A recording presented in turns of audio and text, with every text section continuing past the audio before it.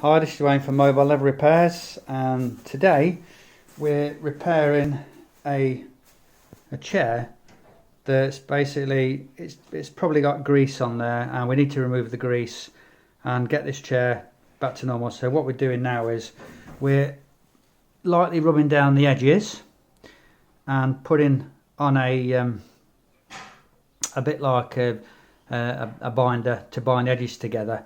And then what we're going to do is we're going to follow with a recolour and a top coat, and hopefully we should have this chair looking as good as new. So it's Wayne from Mobile Leather Repairs, and don't forget folks, if you see the van driving around, give us a wave, and it's www.mobileleatherrepairs.co.uk. Part 2 coming soon.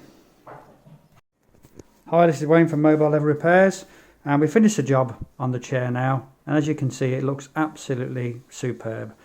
No more patches, no more tears, and it looks as good as new.